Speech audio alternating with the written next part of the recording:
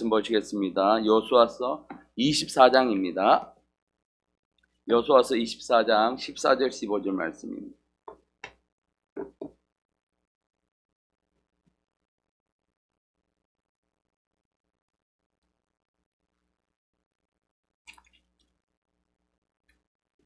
여호수아서 24장 14절 15절 말씀 두 절만 보도록 하겠습니다. 함께 우리 말씀을 읽겠습니다. 그러므로 여호와를 경외하며 온전함과 진실함으로 그를 섬기라. 너희 조상들이 강 저쪽과 애굽에서 섬기던 신들을 치워버리고 여호와만 섬기라. 만일 여호와를 섬기는 것이 너희에게 좋지 않게 보이거든 너희 조상들이 강 저쪽에서 섬기던 신들이든지 또는 너희가 거주하는 땅에 있는 아모리 족속의 신들이든지 너희가 섬길 자를 오늘 택하라. 오직 나와 내 집은 여호와를 섬기겠노라 하니. 아멘. 오늘 우리가 읽었던 말씀 여호수아서 24장 14절 15절의 말씀을 통해서요, 우상을 제거합시다 라는 말씀의 제목으로 함께 말씀 나누고요. 또 9월 첫날입니다. 하나님께서 우리가 말씀으로 살아갈 수 있도록 우리에게 말씀을 열어주시길 주님 원합니다.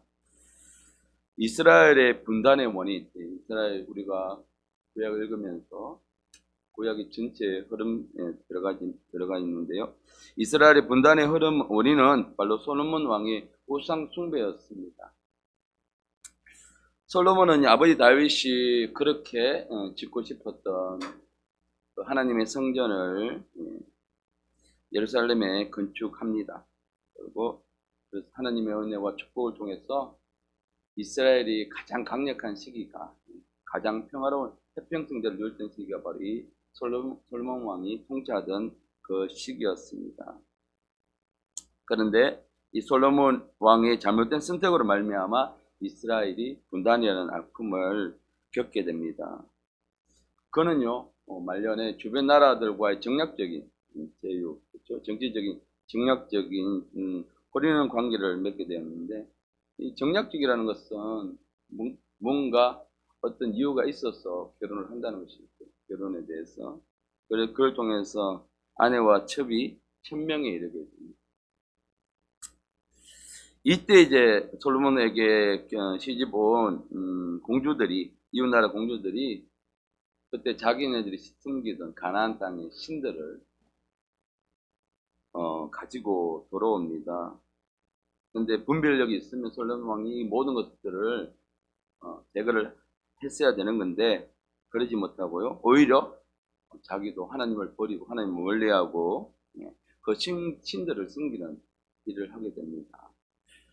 그래서 하나님께서는요, 솔로몬에게 이로 인해서 두 번이나 경고를 하십니다. 그럼에도 불구하고 솔로몬은 돌이키지 아니하고 하나님의 경고를 무시를 합니다. 그래서 그 나라가요, 둘로 나눠지는 아픔을 겪게 됩니다. 열왕기상 11장 9절하고 11절 말씀에 보면 솔로몬이 마음을 돌이켜 이스라엘 하나님 여호와를 떠나므로 여호와께서 일찍이 두 번이나 그에게 나타나시고 두 번이나 그에게 경고를 하시죠. 돌이키라고. 근데 11절에 여호와께서 솔로몬에게 말씀하실 때 내가 반드시 이 나라를 내게서 빼앗아 내 신하에게 주리라. 결국 이제 북이스라엘과 남유다로 나눠지면서 북이스라엘은 솔로몬의 신하 여로보암이 통치를 하게 되고 남유다는 그 아들 르호보암이 통치를 하게 되는 이 아픔을 겪게 됩니다. 근데 이제 북이스라엘을 다스리게 되는 이 여로보암에게 큰 고민거리가 생기게 되죠. 뭐냐면 유월절, 오순절, 그리고 맥주절에 이 북이스라엘에 있던 이 백성들이 남유다에 예루살렘 성전이 있었거든요. 그렇기 때문에 백성들이 이 3번씩 1년에 3번씩 매절기마다 남유다에 있는 예루살렘 성전에 가서 하나님께 제사를 드렸습니다.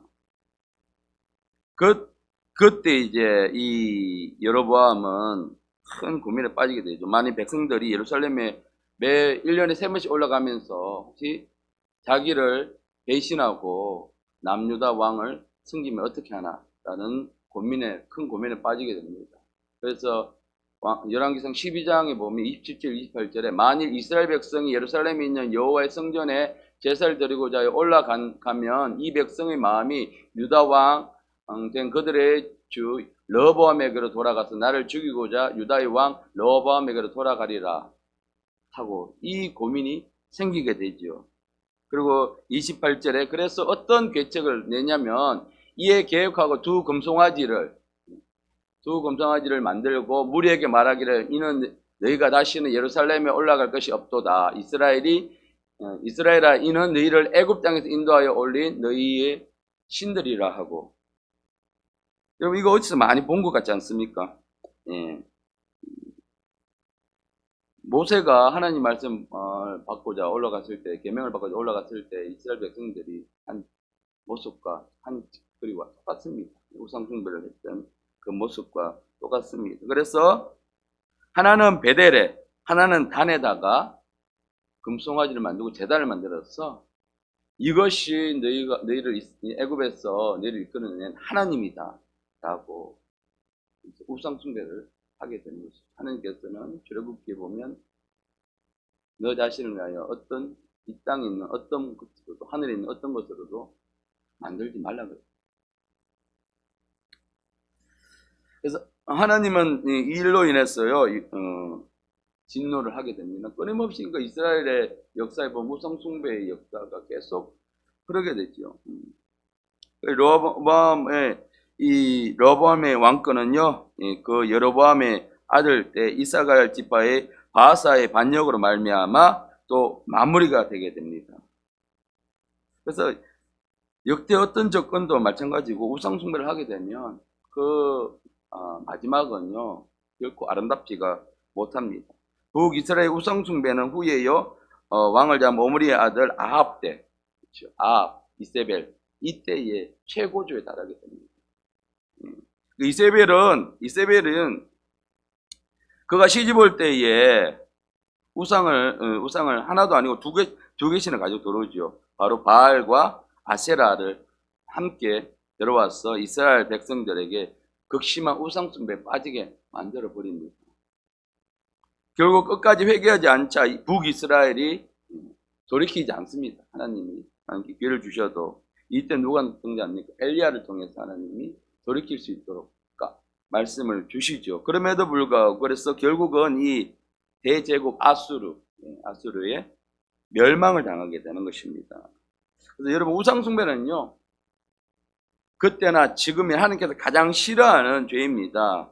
우리나라가 분단되어 있죠. 그러니까 일제시대 때에 당시에 신사참배라는 우상 숭배 때문에 나라가 둘로 나눠지게 됩니다. 어쩌면 이스라엘의 그 역사와 대한민국의 역사가 정말 어떻게 이렇게 똑같을 수가 있습니까? 분단되는 아픔을 겪게 되죠. 일로 인해서 6.25 전쟁이 벌어지게 되고, 그러니까 6.25 전쟁이 이 땅에 일어난 것이 이유 없이 일어난 것이 아닙니다. 물론 김일성이라는 그 사람 일반적인 야유를 하지만 하나님께서 허락하신 이유가 거기 있지 않습니다.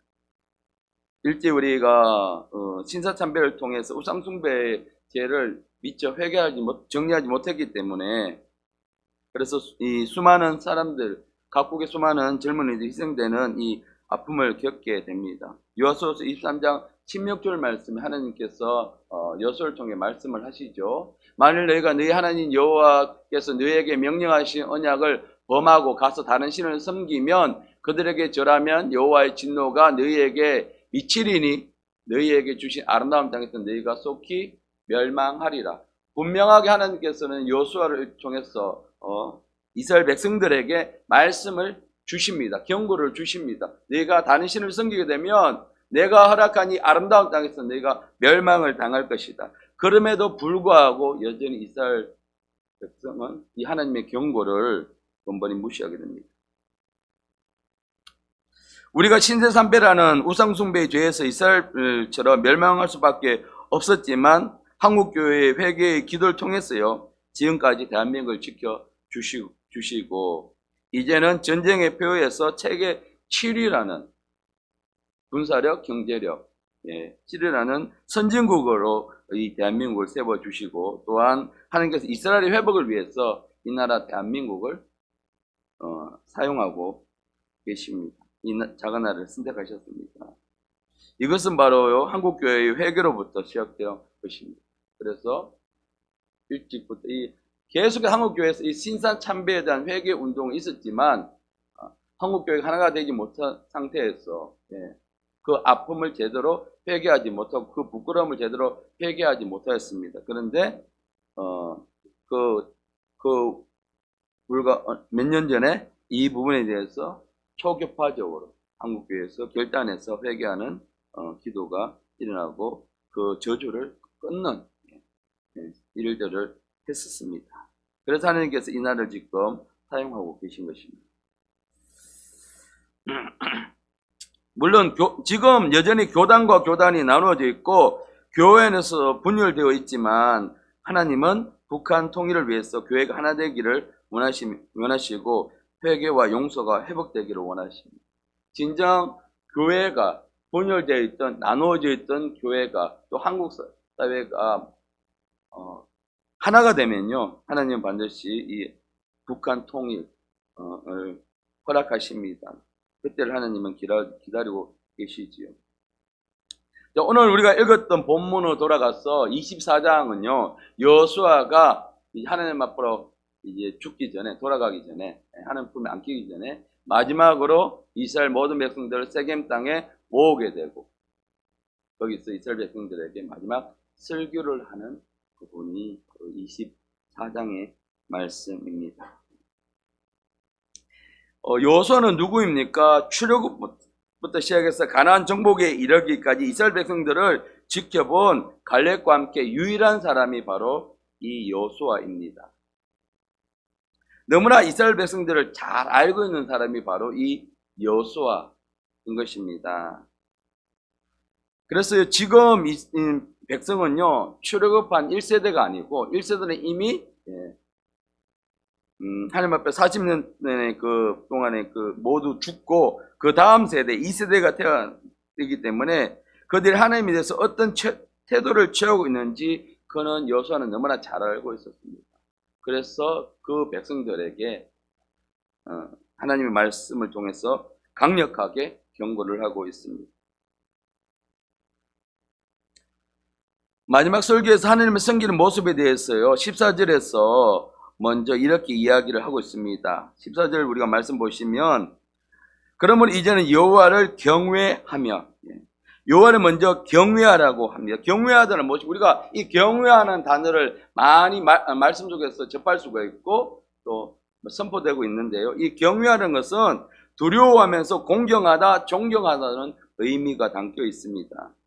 이것이 바로 우리가 하나님을 대하는 기본적인 태도인 것입니다. 두려움이 어떤 부정적인 이미지가 있는 것은 포함되어 있는 것은 사실입니다. 그런데 이때에 두려워하다는 것은요 우리가 그런 부정적인 이미지가 아니라 내가 감당하지 못하는 그 어떤 존재 우리 심지어 내가 감당하지 못하는 그런 광경이나 이런 모습을 볼 때 우리 속에 어떤 너무 그게 아름답거나 너무 두려운 존재 우리 앞에 있으면 때로는 두려움을 느끼게 됩니다. 그 존재에 대해서 내가 막 무서워서 나를 해칠까봐 그런 두려움보다 어떤 그런 두려움 감정에는 두 가지의 의미가 있지요. 그래서 우리는요 하나님을 경외하는 모습, 이 모습이 바로 이 우리가 하나님을 기본적으로 대해야 될 모습인데 점차 교회 안에서 하나님을 경외하는 모습을 성도들 사이에서 잊어버리고 있습니다. 우리가 예배하면서 하나님을 경외하고 경외하자라고 하지만 경외하는 자의 모습은 잘 찾아볼 수가 없습니다. 그리고요, 두 번째 보시면, 14절 두 번째 보시면, 온전함과 신실함으로 섬기라고 이야기를 합니다. 이 온전함은요, 뜻을 살펴보면 완전함, 흠이 없는 뜻인데 이것은 완전하다는 것은요 오직 하나님에게만 쓸 수, 하나님만이 완전한 분이십니다. 하나님의 성분이고요. 진실함은 진리와 성실, 확실함의 뜻이죠. 우리는 하나님을 섬길 때에 이렇게 온전함과 진리로 그분을 섬겨야 하는 것입니다. 그래서 여호수아는 그 이스라엘 백성들에게 먼저 하나님을 경외하고 그리고 온전함과 진실함을 그를 섬기라. 우리가 예배할 때 이런 모습으로 우리가 예배를 해야 합니다. 온전한 모습으로요. 오직 진리로, 영과 진리로 우리는 예배를 해야 되지 않습니까? 하나님 찾는 자들은 영과 진리로 예배하는 자를 찾는 것처럼. 그러니까 우리가 하나님 앞에서 완전한 것처럼 하나님을 대해야 되고 하나님 앞에 나가야 되는 것이 우리가 예배자의 모습인 것입니다. 그런데 우리가 예배할 때 보면 그러지 못한 분이 너무나 많이 있죠. 그리고 특별히 우리가 또 찬양하거나 말씀을 들을 때, 그래서 오늘 이렇게 하나님을 예배하라고 이야기를 합니다. 그러면서 15절의 말씀을 보면 만일 여호와를 섬기는 것이 너희에게 좋지 않게 보이거든 이야기를 하면서 끝에 여호수아는 오직 나와 내 집은 여호와를 섬기겠노라 라고 선포를 하죠. 이것은 강력한 명령의 선포입니다. 자유롭게 너희가 어떤 신이든지 오늘 너희가 선택하라고 해서 자유롭게 선택하라고 하는 의미가 아닙니다. 하나님께서 이스라엘 민족을 선택하셔서 인류 구원의 역사를 이루고 계십니다. 하나님의 이스라엘 백성을 선택하신 것입니다.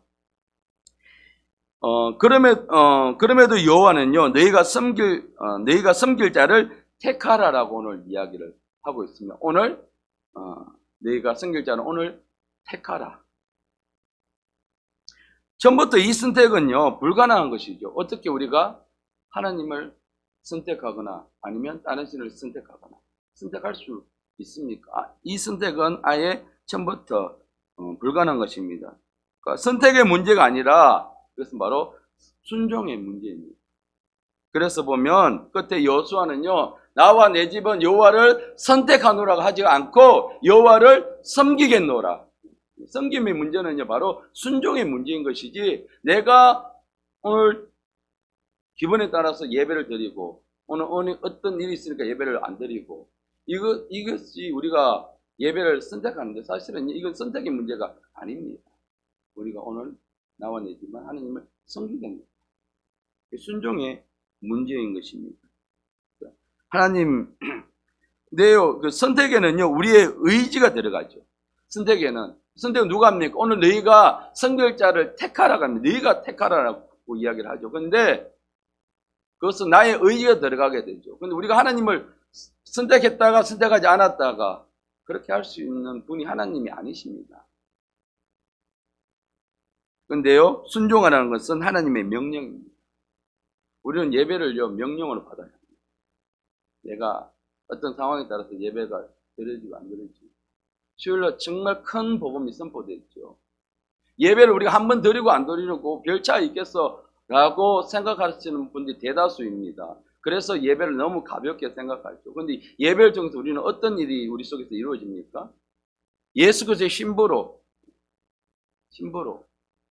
그렇다면 예배를 많이 드린 사람하고 예배를 정말 사모해서 열심히 드린 사람하고 예배를 그냥 일주일에 한 번만 그것도 하루 종일 드리는 것도 아니죠. 불과 한 2시간, 길면 3시간 그렇게 드린 사람하고 어떤 사람이 더 주님 앞에서 준비되어 있을까요? 그거는 우리 세상 일을 보더라도 쉽게 알 수 있죠.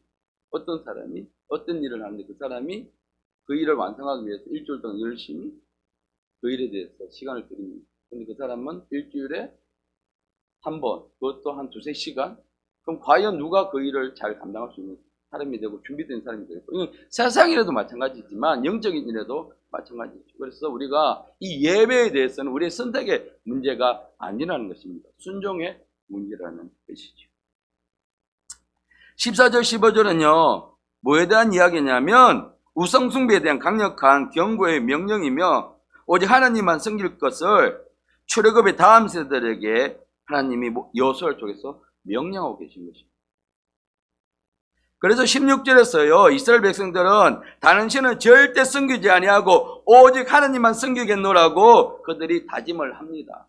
백성이 대답하여 이르되 우리가 결단코 그들이 이야기했어요. 그냥 우리가 하나님 여호와를 버리고 다른 신들을 섬기지 아니하오리다 라고 한 것이 아니라 앞에 결단코라는 수식가 들어가게 됩니다. 우리는 결코 하나님을 배신하지 않겠습니다 라는 이 다짐을 하게 되죠. 물론 이 다짐이 잘 지켜지지 않습니다. 이스라엘 역사에서 보면. 일단은 그들이 이 하나님의 엄중한 명령 앞에서 이렇게 다짐할 수밖에 없었습니다. 그래서 우리가 하나님 말씀을 받을 때 사람의 말로 받으면 이렇게 우리가 하나님 앞에서 결단할 수가 없습니다. 이게 단순히 여호수아의 말로 받았다면 이스라엘 백성들, 그 많은 이스라엘 백성들이 이렇게 한 목소리로 결단코 우리가 하나님을 버리지 않겠습니다라고 받지 못했을 것입니다. 근데 이것이 주님은 하나님의 명령, 살아계신 하나님의 명령으로 받았기 때문에요. 그래서 우리가 말씀을 주일날 받을 때에 또 예배 시간에 말씀을 받을 때에 선포된 사람은 사람을 통해서 선포되죠. 근데 그 말씀을 받을 때 우리는 하나님의 말씀으로, 주님은 하나님의 명령으로 받을 때 그 말씀의 역사가 일어납니다. 사람의 말로 받으면요. 그는 결코 사람의 말은 역사가 일어날 수가 없습니다.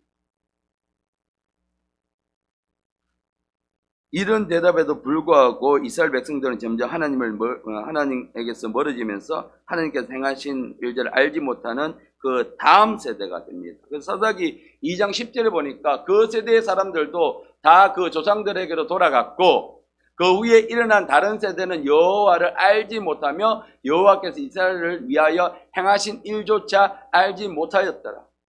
세대가 지나가면 지나갈수록 하나님께서 베풀어 주신 출애굽부터 시작해서 그 광야에서 베풀어 주신 그 일에 대해서 점점 그 다음 세대들은 잊어버리게 되고요. 하나님을 알지 못하는 세대가 되었다는 것입니다.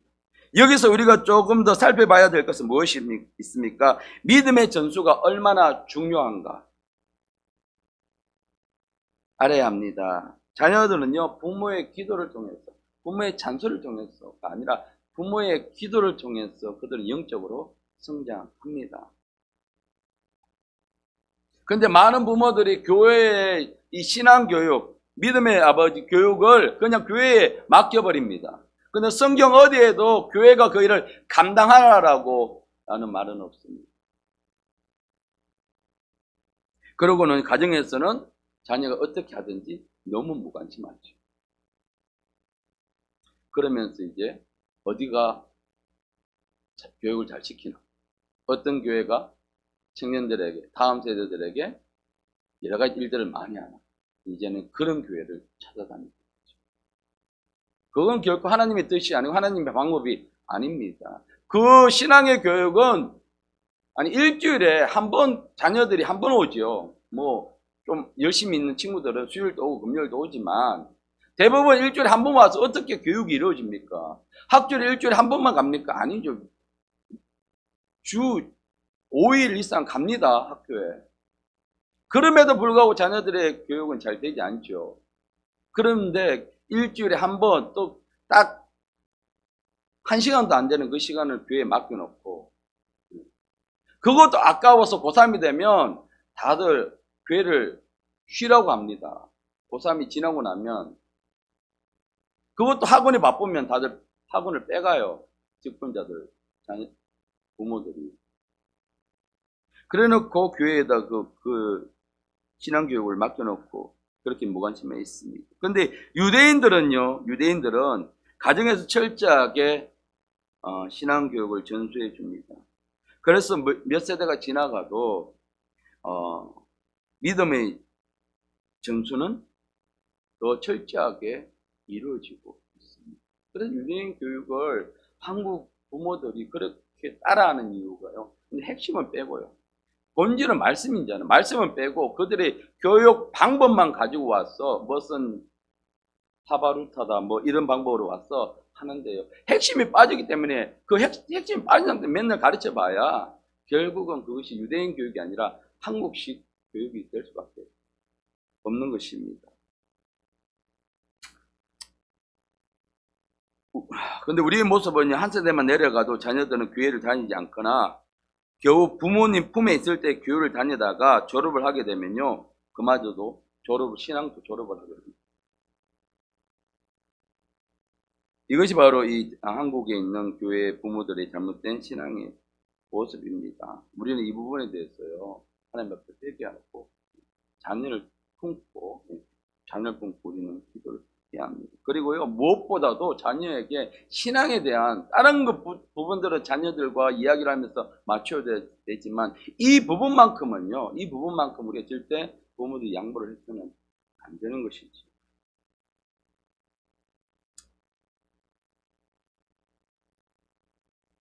그래서 부모들은요, 열심히 교회 가서 기도하는 것이 뭐냐, 우리 자녀들이 좋은 데 취직하고, 요즘 취직하기 어려우니까 좋은 데 취직하고, 교양이면 복지가 잘 되는 그런 회사에 취직하고, 또 사업을 하면 그 사업이 잘 되기를 바라고, 이런 기도만 하는데요. 사실은 그것은 우리가 말씀을 통해서 배웠지만 이 땅에서 잠시 이루어지는 것 뿐입니다. 그래서 우리 자녀들에게는 믿음의 유산을 우리는 물려줘야 돼요. 물질이나 어떤 환경적인 부분을 물려주는 것이 아니라 바로 이 믿음의 유산을 물려줘야 되고, 특별히 자녀가 예수 그리스도의 신부로 준비될 수 있도록 그들에게 가르쳐 줘야 되고, 그것을 위해서 기도해야 되고, 우리는 자녀를 위하여 울어야 합니다. 자, 그러면 신약에서 우상숭배는, 지금 우리가 신약 시대를 살고 있는데 신약에서 우상숭배는 뭘 의미하는가? 골로새서 3장 5절 말씀을 보니까, 그러므로 땅에 있는 지체를 죽이라. 곧 음란과 부정과 사욕과 악한 정욕과 탐심이니 탐심은 우상숭배라. 신약에서 우리는 이 탐심 어디서 나오는가? 마음에서 나오는 것이죠. 탐심은 물질에 대해. 그래서 이 마음에서부터 우리가 나오는 이 우상숭배에 대해서 사도 바울은 이야기를 하고 있습니다.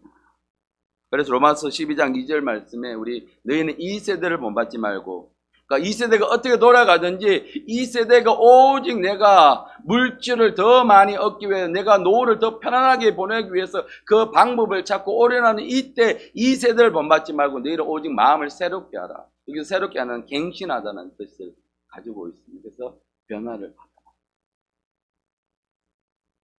마음을 완전히 바꾸라는 거죠.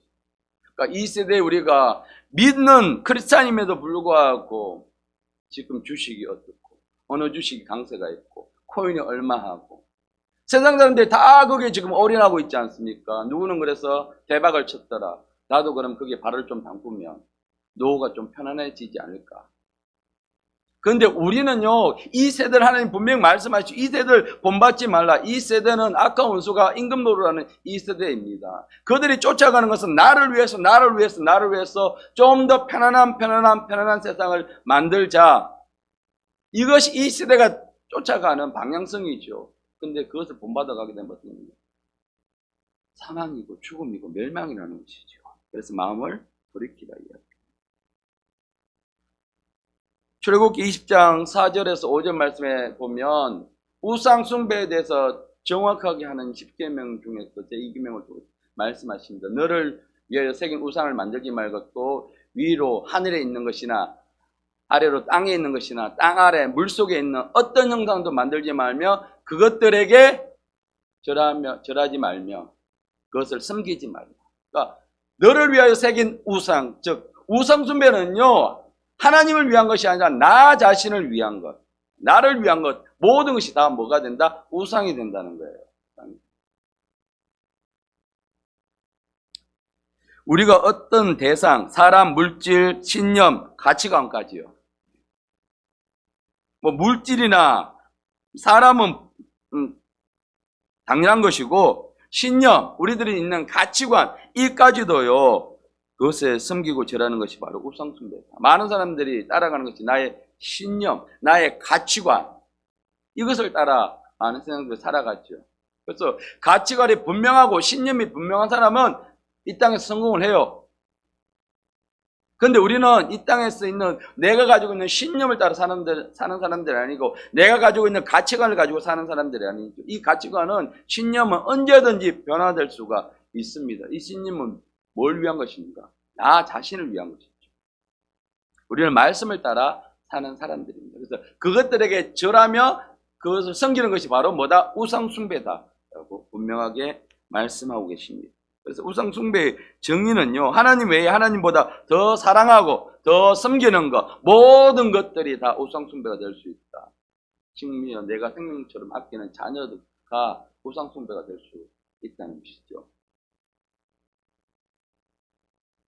여러분, 우상숭배의 여부를 알아보는 척도는요, 내가 누구를 더 의지하고 있는가, 내가 어떤 것에 시간을 더 많이 쏟아붓고 있는가, 내가 어디에 어떤 부분에 누군가에게 정말 의지하고 있는가, 더 많은 시간을 소비하고 있는가. 우리는 그곳에 더 가치를 두기 때문에 더 많은 시간을 투자를 하고 있죠. 성공하는 것이, 또 좋은 대학교 가는 것이, 좋은 직장에 들어가는 것이, 그것이 더 중요하니까 고3이 되면 너 예배 잠깐 쉬어. 학원 가서 1년만 딱 죽으라고 공부하고 그 다음부터 열심히 신앙생활 해. 그러니까 그것이 더 가치관이 있으니까 하나님보다는 그런 우상숭배에 빠지. 그게 우상숭배인지 몰라요, 그거. 성도들이. 또 내가 하는 일, 사업이 그것에 더 많은 시간, 내가 이것을 성공해야 되니까, 내가 이것 성공해서 돈 벌어서 하나님 앞에 더 많이 드려야지. 이런 잘못된 생각을 가지고 있으니까 주일날도 거기에 더 많이. 그리고 온통 그 생각뿐이죠. 머릿속에. 교회에 앉아 있어도 그냥 1시간 앉아 있어도 말씀이 안 들어오죠. 그것이 바로 우리가 범하고 있는 우상 숭배라는 것이죠. 이스라엘 백성들처럼 뭘 만들어 놓고 하는 것도 당연히 우상 숭배고요. 우리가 알지 못하게, 우리는 모르는 사이에. 근데 우리는 그것을 잘 인정하지 않습니다. 아니야, 나는 교회에서 열심히 예배 드리고 있어. 그런데 내 속에는 그런 가치관으로 가득 차. 일주일도 하나님 생각 안 하다가 교회 와서 딱 앉아 있습니다. 과연 어디에 더 많은 우리 시간을 드리고 있냐는 것이죠. 물론 우리가 사회에서 벗어나서 그냥 저기 불교 있는 사람들이 속세에 들어가서 막 우리끼리 생활하는 그런 게 아니에요. 세상 속으로 나가야 되죠. 우리에게 맡긴 사명을 감당해야 되죠. 그런데 우리들의 마음이, 우리들의 시간이 누군가 어디에 더 많이 있느냐, 마음이 어디에 있느냐가 그것이 우상숭배를 알아볼 수 있는 척도라는 것입니다. 우리가 가장 많이 범하고 있는 우상숭배 중에 하나가 바로 돈에 대한 것이죠. 물질에 대한. 정말 약하죠. 그래서 마태복음 6장 24절 말씀에는 한 사람이 두 주인을 섬기지 못할 것이니 하면서 너희가 하나님과 재물을 겸하여 섬기지 못하리. 하나님이 그 사람을 통해서 재물을 통해서 하나님을 섬기게 한 사람은 하나님 그 재물을 주십니다. 그 사람이 하나님 그 일에 대해서 정말 성공하고자 발버림치지 않더라도, 몸부림치지 않더라도 하나님께서 그 사람에게, 그것이 사명이라면 그 사람에게 주십니다. 중요한 것은요, 마음의 가장 중요한 자리에 무엇이 있느냐, 하나님이 있느냐, 아니면 하나님 위에 다른 것이 있느냐. 하나님 위에 다른 것이 있으면 그것이 바로 우상숭배라는 것이죠. 우리가 우상숭배의 죄로 말미암아 분단된 나라로 지금 살고 있습니다. 북한은 김일성의 우상숭배를 70 넘게 북한 주민들은 노예 생활을 하면서 가난과 억압 속에서 살아가고 있어요. 그런데 우리는 오늘 이 말씀을 통해서 우상숭배의 죄가 얼마나 큰지를 우리는 깨달아야 합니다. 그리고 내 속에 정말 하나님보다 더 사랑하는 그것이 뭔가 있다면 우리는 반드시 제거를 해야 합니다. 이제 우리는 하나님께서 우리 우상숭배의 죄로 말미암아 이스라엘을 두 나라로 분단시켰고 회개하지 않자 강대국을 일으켜서 북이스라엘과 남유다를 멸망시키고 백성들을 포로로 세계 각국으로 흩으셨다는 것을 우리는 성경을 통해서 분명히 알고 우리는 깨달아야 합니다. 그 후에요, 예레미야 선지자를 통해서 7년 후에 다시 회복시켜 주겠다는 예언을 주셨고, 그 예언을 통해서 하나님의 계획을 알게 된 다니엘은요, 기도하기로 결단합니다. 예레미야서 29장 10절 말씀에 하나님께서 예레미야에게 예언을 주십니다. 70년이 차면 내가 너희를 돌려보내고 나의 선한 말을 너희에게 성취하여 너희를 이곳에서 돌아오게 합니다. 하나님 회복시켜 주시고 바벨론 포로에서 70년이 차면 내가 돌아가게 해주겠다고 예레미야 선지자를 통해서 말씀하셨고 이 말씀을 다니엘이 읽게 됩니다. 그래서 다니엘은 9장 2절 3절 말씀에 곧 그 통치원년에 나 다니엘이 이 책을 통해서 그렇죠? 예레미야 선지자의 그 책을 통해서 여호와께서 말씀으로 선지자 예레미야에게 알려주신 그 연수를 깨닫나니 곧 예루살렘의 황폐함이 70년 만에 그치리라. 이 말씀을 보고 깨닫게 되는 것이죠. 그래서 내가 금식하면서 벼옷을 입고 그는 하나님 앞에 기도하며 간구하기를 결심하고 중요한 것은 지금 북한이 우리가 정전 지 70년 넘어갔어요. 그러면 그걸 가만히 있으면 되느냐? 아니죠. 다니엘은요 그것을 보고 금식하며 벼옷을 입고 내가 기도해야 되겠다. 그래서 다니엘이 하루에 3번씩 기도할 수밖에 없던 것은 그가 습관을 따라 기도했지만 이런 하나님 말씀을 알았기 때문에 그는 사자굴에 들어간다는 조서가 내려졌음에도 불구하고 기도할 수밖에 없었다는 것이죠. 오늘 이 말씀을 통해서 우리에게 이 북한이 이제 곧 하나님께서 이 70년이 그치고 회복시켜 주신다고 말씀을 주셨으면요, 이제는요, 우리는 기도해야 합니다.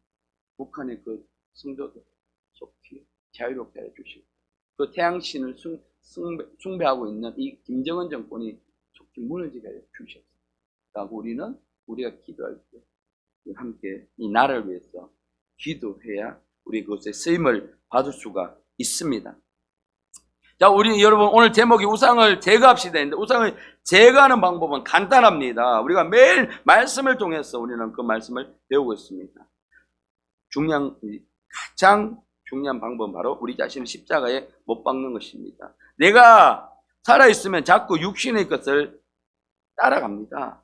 그래서 우리는 육신은 날마다 십자가에 못 박아야 합니다. 그것도 매일매일 십자가에 못 박아야 합니다. 우리 갈라디아서 2장 20절 말씀을 너무나 잘 알고 있어서 이제는요, 아마 제자교회나 새세문교회 성도들은 뼈에 아마 사무치거나 기록되어 있을 것입니다.